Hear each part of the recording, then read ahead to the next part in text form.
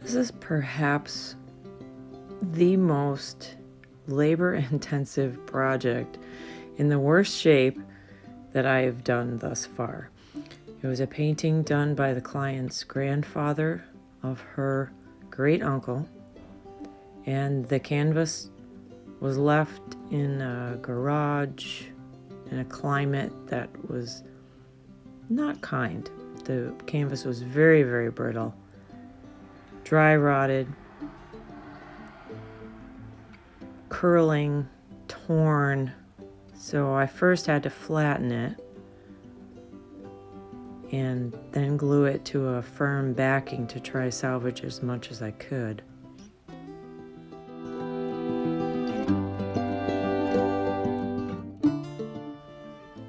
The next step was to clean what was left. Gently cleaned it, took off the grime that was there over the years. You can see the evidence of it on the cotton balls.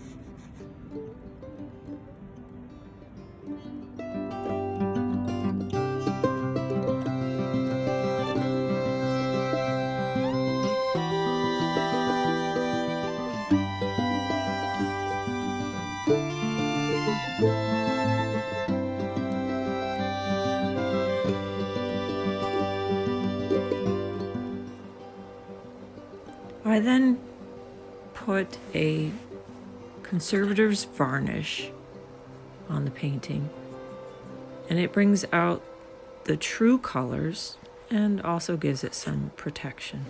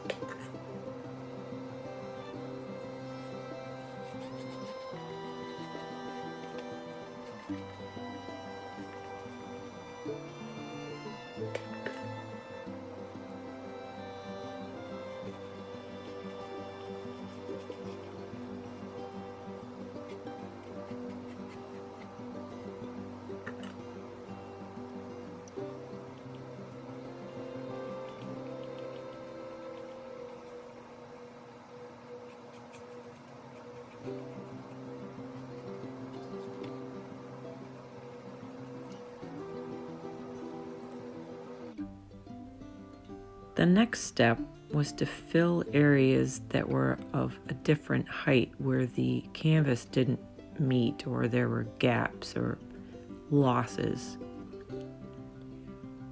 I used the conservator's putty with a palette knife.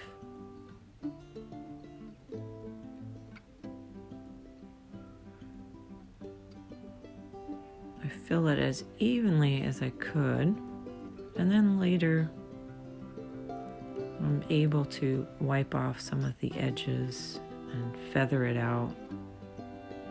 This canvas was so damaged, if I would have filled all of the gaps, spaces, and made it all completely even, I would have lost a lot of the original artist's work.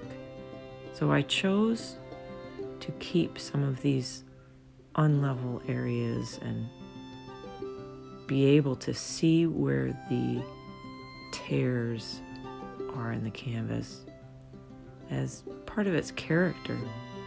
This painting had been through a lot, and it's really quite amazing that it's able to be restored.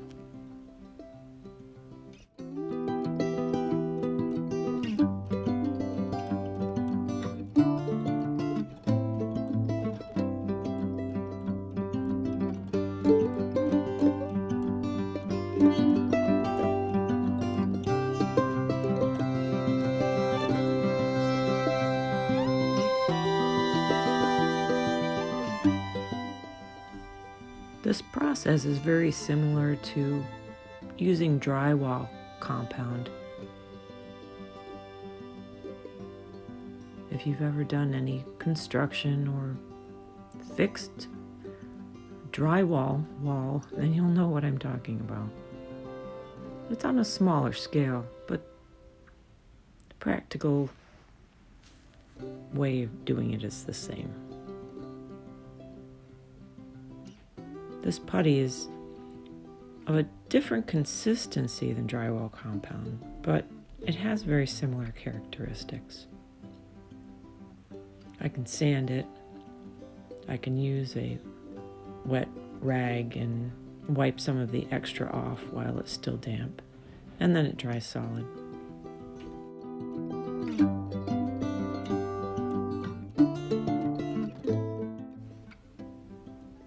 The painting characteristics are the same too. It's slightly absorbent.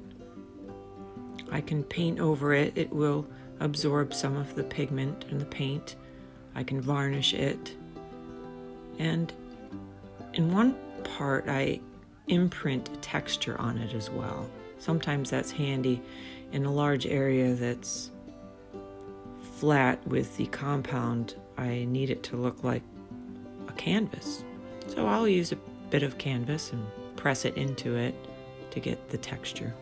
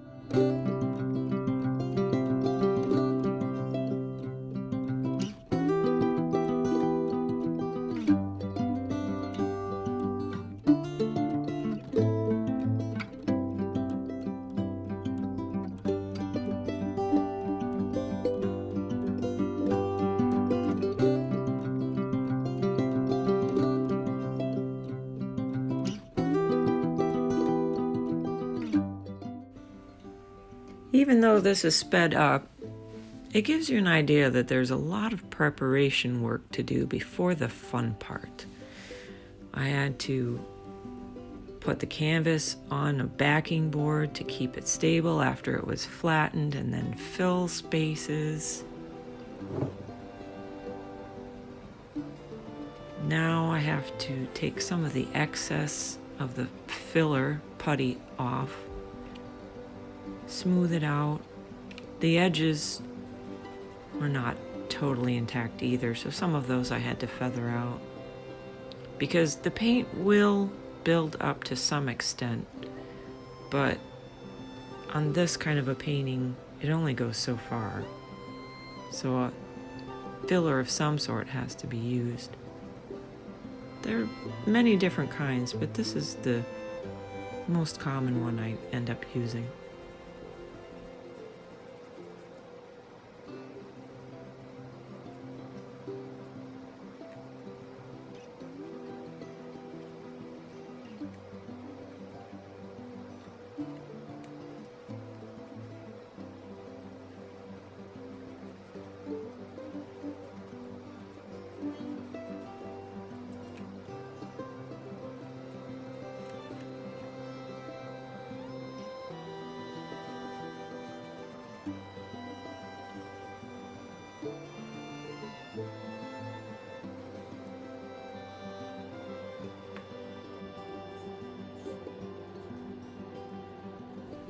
This is where I use a bit of canvas to impress the texture into an area of filler. It may not look like a big area, but it shows up when there's not texture there. I wet the compound again a little bit so that it accepts the imprint. It works quite nicely. In doing this kind of restoration, a lot of it is fooling the eye, disguising, blending in with the character of the painting, but using techniques that take your eye away from some of the areas that are restored and disguising them to make it look like they've always been there.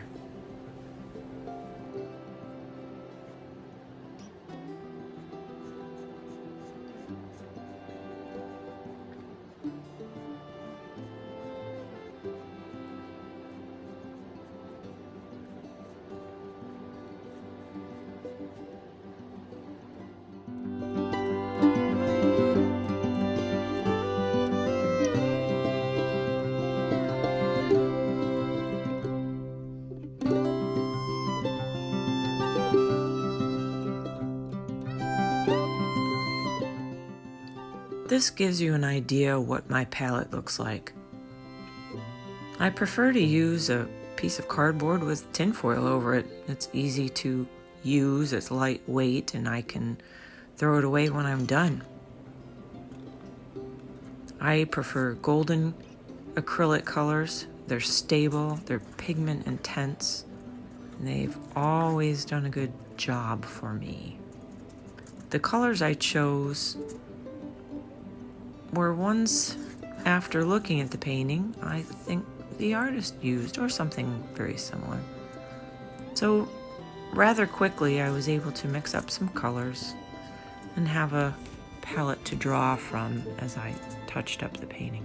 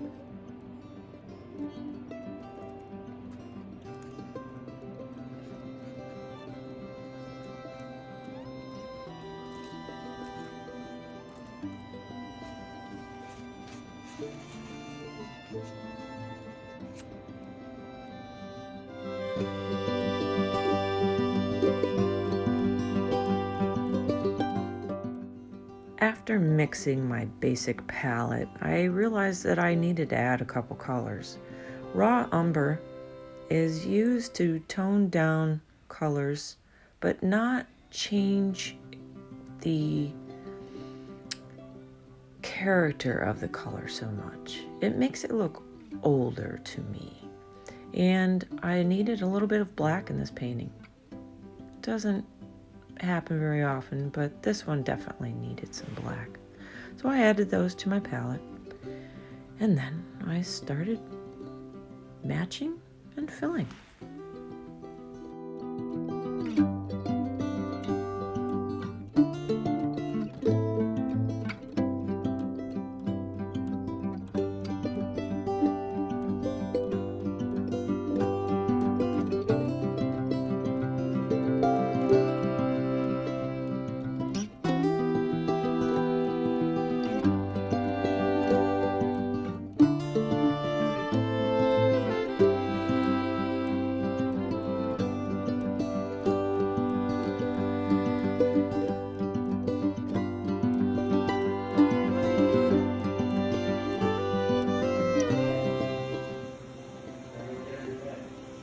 Amazingly, I had an antique frame that this fit in perfectly. I put it in the frame, and then I had to put some backing paper on it. I used double-sided tape for this one. Tacked it into the frame, put on the backing paper.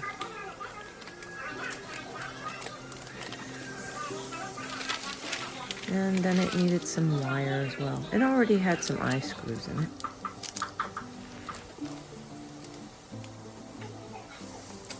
It's so nice to have a piece completely done and ready to hang. This was a frame that I bought and restored. It's a really nice old oak wood frame with a fancy gold liner in it. It just seems to be a perfect match for Uncle Ben.